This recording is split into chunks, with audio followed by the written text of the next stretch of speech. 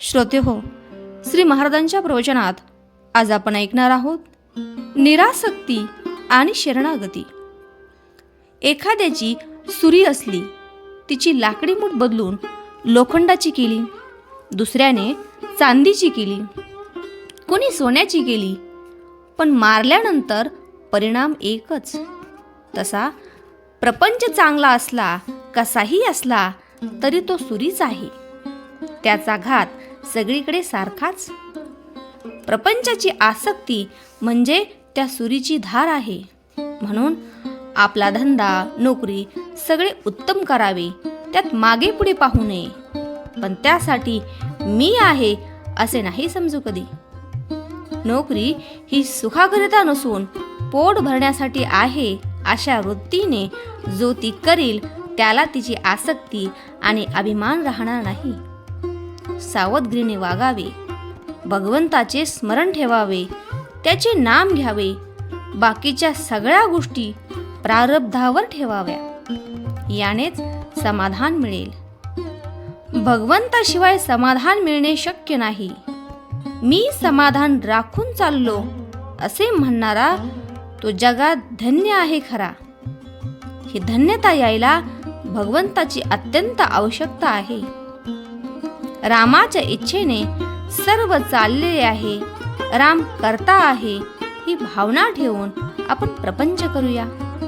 प्रयत्न आटोकाट करावा, पण फळ देणारा भगवंत आहे ही भावना ठेवून समाधान टिकवावे. भगवंताची प्राप्ती व्हायला दुसरे काही नको, शरणागती पाहिजे. मी उपाधिरहित बनणे ही शरणागती आहे. माझेपणाची जी उपाधी आहे ती नाहीशी करायची असेल तर साधन तसेच पाहिजे. इतके उपाधिरहित साधन नामाशिवाय दुसरे कोणतेही नाही. ते साधन तुम्ही करा.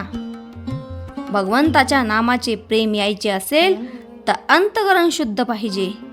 अंतकरण द्वेषाने, मत्सराने, अभिमानाने भरलेले असू नये. एकमेकांवर प्रेम करा. घरातून सुरुवात करा.